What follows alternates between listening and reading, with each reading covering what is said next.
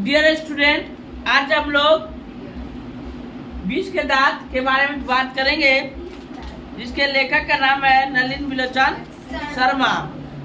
हम लोग क्या बात करेंगे आज? हम लोग नलिन बिलोचन शर्मा जो इनके लेखक है और इसने एक कहानी प्रस्तुत किया है, उसका नाम है विष का दांत। क्या नाम है? विष के दांत। यानी यहाँ का लेखक का नाम है,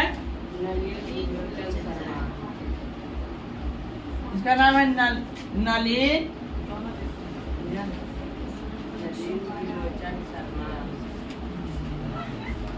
बिलोचन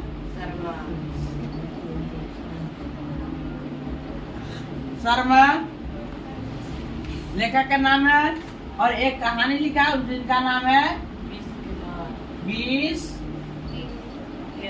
के दांत। इसी पर हम लोग आज चर्चा करेंगे। इसी पर आगे हम लोग क्या करेंगे? चर्चा करेंगे, है ना।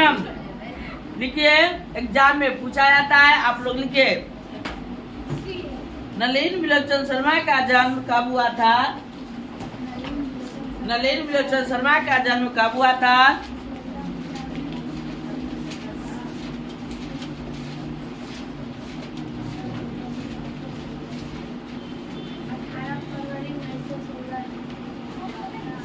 एग्जाम में पूछता है कि नलिन बिलोचन शर्मा का जन्म कब हुआ था।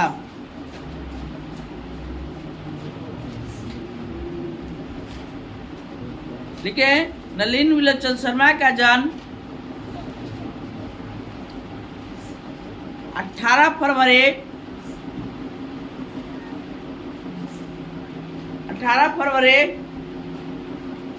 1916 ईस्वी को हुआ था।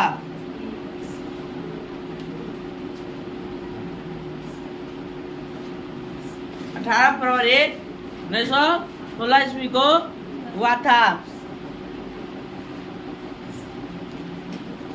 एग्जाम में पूछा जाता है। अगला क्वेश्चन लिखिए, नलिन बिलोचन शर्मा का जन्म कहाँ हुआ था? नलिन बिलोचन शर्मा का जन्म कहाँ हुआ था?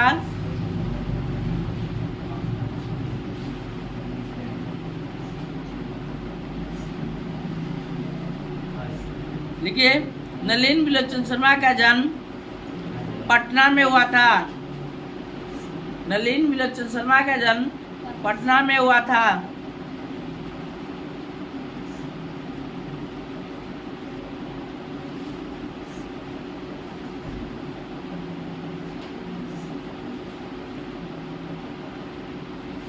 हो गया?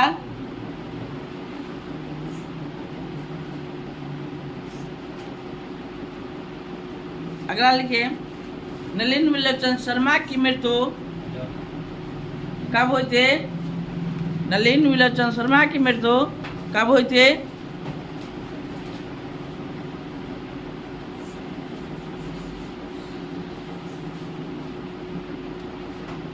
नलिन बिलोचन शर्मा की मृत्यु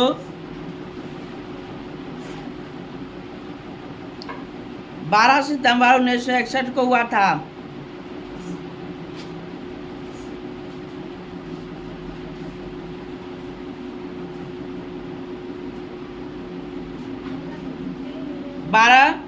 सितंबर 1961 को हुआ था। उनकी मृत्यु कब हुआ था? 12 सितंबर 1961 को। 12 सितंबर 1961 को उनकी क्या हो गया था? मृत्यु हो गया था। किनकी? नलिन बिलोचन शर्मा के। यह एक कहानी लिखे थे। क्या लिखे थे? एक कहानी।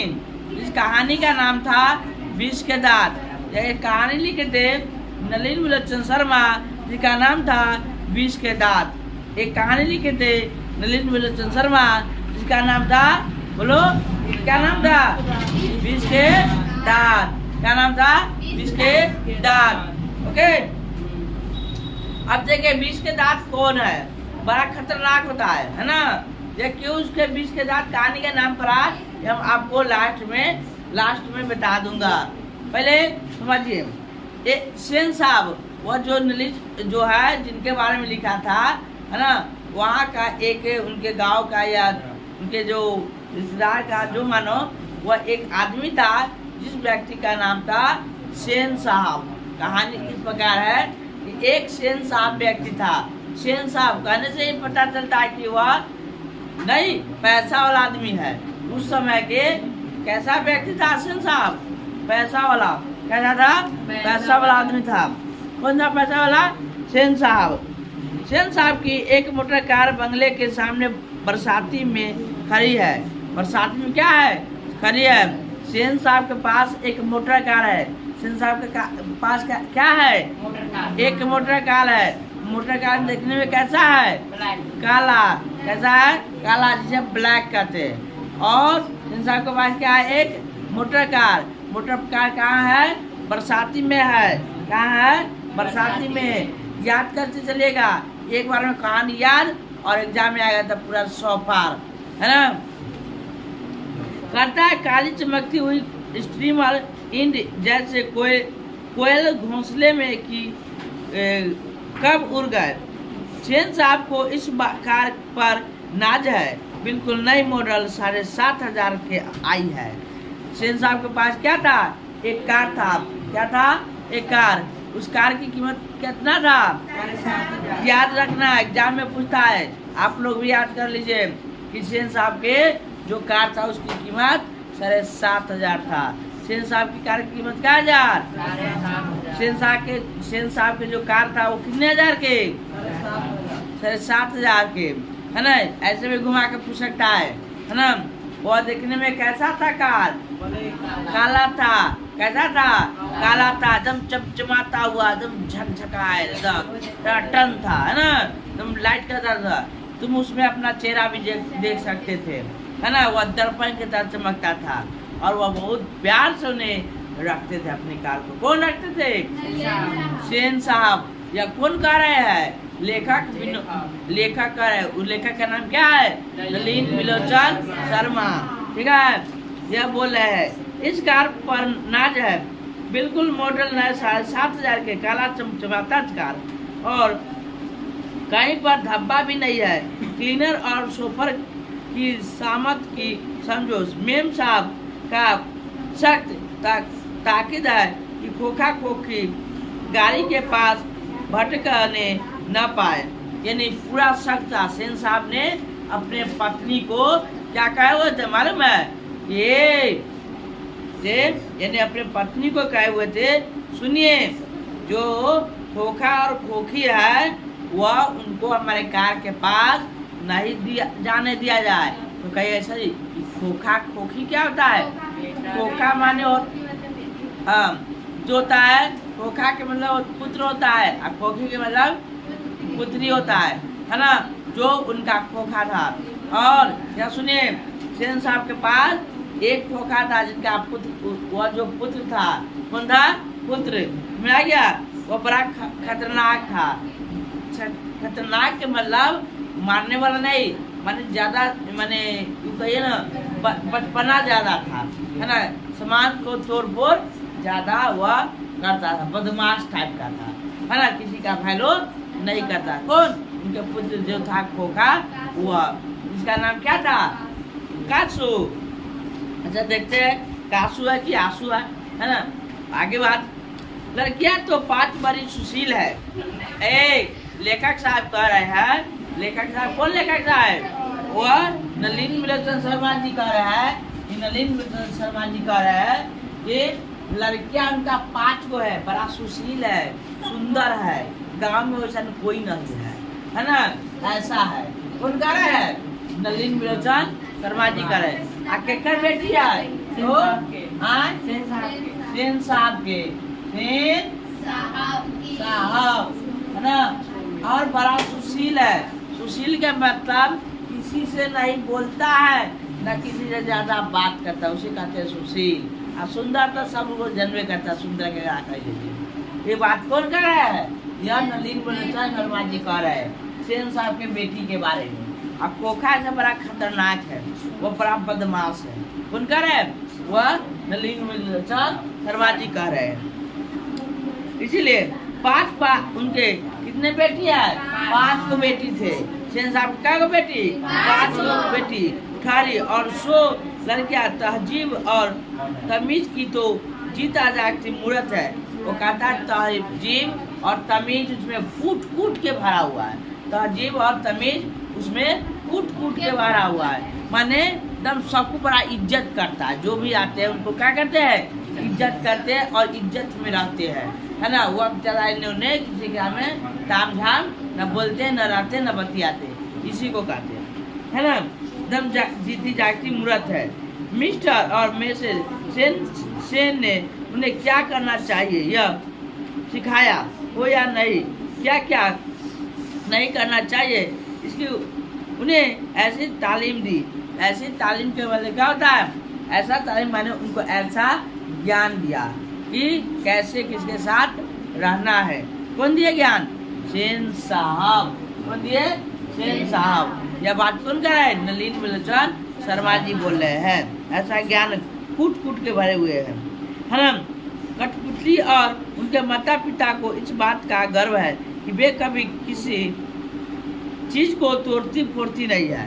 कौन, लड़कियां, उनके जो सेन साहब की 5 लड़कियां हैं, वह तोड़ती फोड़ती कोई चीज नहीं है।